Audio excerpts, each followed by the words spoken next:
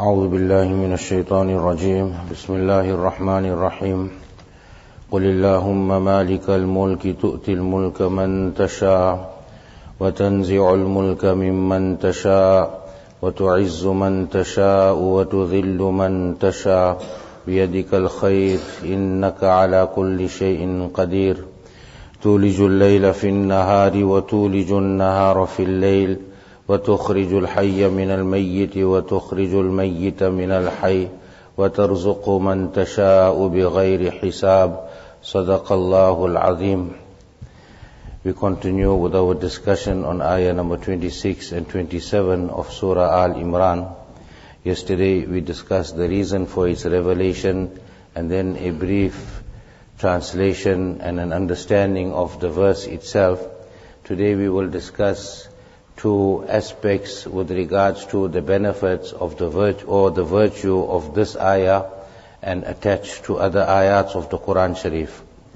In one narration, once our Nabi Kareem sallallahu alaihi wasallam did not see Sayyidina Mu'adh ibn Jabal radiyallahu ta'ala anhu for the Jummah Salah.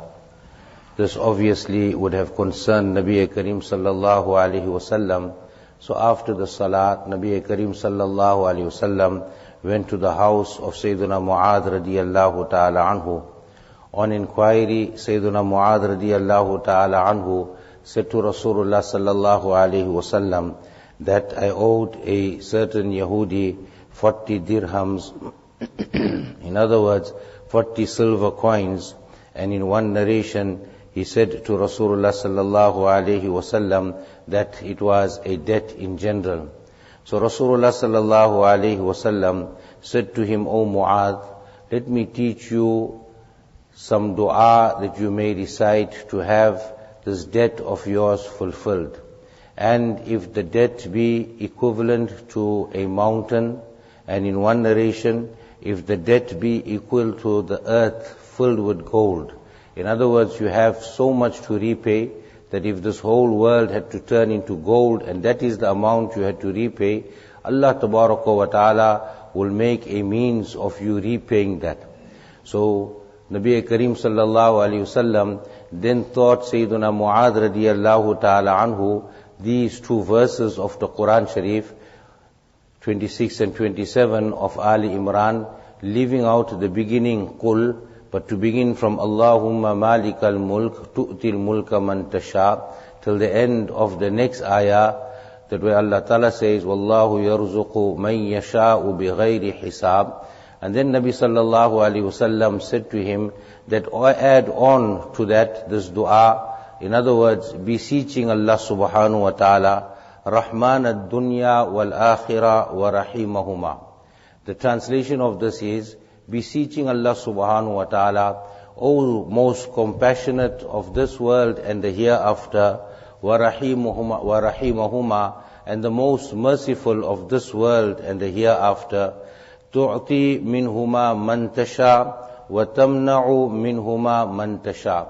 O Allah, you are that being that grants from this world and the hereafter to whomsoever you desire. And O Allah, you withhold from this world and the hereafter from whomsoever you desire. Irhamni rahmatan tughnini biha an rahmati man siwak. O Allah, have mercy upon me, such a mercy that will free me from the mercies of those besides you. In other words, I beseech you only for your mercy, and I am not at the mercy of anyone else. Allahumma qdi anni ad-dayn. O Allah, you fulfill on my behalf the dayn, the debt that I have. Wa aghnini min al-faqr. And O Allah, enrichen me from poverty. In other words, make me independent of poverty. Wa tawaffani fi ibadatik. And O Allah, cause me to die in your ibadat, wa jihadin fi sabilik, and striving in your path. So this is the dua that Rasulullah sallallahu alaihi wasallam had taught Sayyidina Mu'adh radiyallahu ta'ala anhu. Some ulama have stated that if we cannot say this dua, we do not know this dua, at least to read these two verses after some salat, a person sits and recites it, inshallah, through the barakah of these two ayat of the Quran Sharif, Allah subhanahu wa ta'ala will open some way, but that doesn't mean that thereafter we continue to become extravagant, or we spend more than we earn, and we create more a situation of debt for ourselves than anything else. Then we also find in the hadith of Rasulullah sallallahu alaihi wasallam various narrations with regards to this verse attached to other verses of the Quran Sharif. Our Nabi Kareem sallallahu alaihi wasallam said that after each salat, whoever reads Surah Al-Fatiha, Ayatul Kursi, and then the verse that we had already discussed, Shahid Allahu annahu la ilaha illa huwa wal malaikatu wa ulul ilmi qa'iman bil qist, la ilaha illa huwa al azizul hakim. And these two verses, verses 26 and 27 of Surah Al-Imraan, if we can do this after each salah, it is a matter of a minute and a bit more than that, then Allah Tabaraka wa Ta'ala will forgive that individual. Here by forgiveness, it will mean that Allah Subhanahu wa Ta'ala will forgive our minor sins. Secondly, Allah Tabaraka wa Ta'ala will secure a place for that person in Jannatul Firdaus. Thirdly, Allah Tabaraka wa Ta'ala will gaze at that person 70 times a day, and the gaze of Allah Tabaraka wa Ta'ala will be the gaze of Allah Subhanahu wa Ta'ala's mercy. Generally in the hadith, when we find the number 70, and even in the Quran Sharif, then 70 will be many times the gaze of Allah Subhanahu wa Ta'ala upon that person.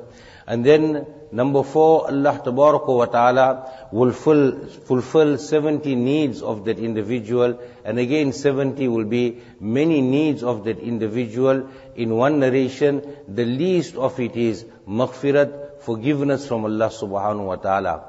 Hazrat Mufti Muhammad Shafi Sahab Rahmatullah Alayhi, in his Ma'ariful Quran, in the narration that he narrates from Imam Baghawi Rahmatullah Alayhi, he has also added on added benefits, and that is that a person's enemy will never be able to overcome that individual.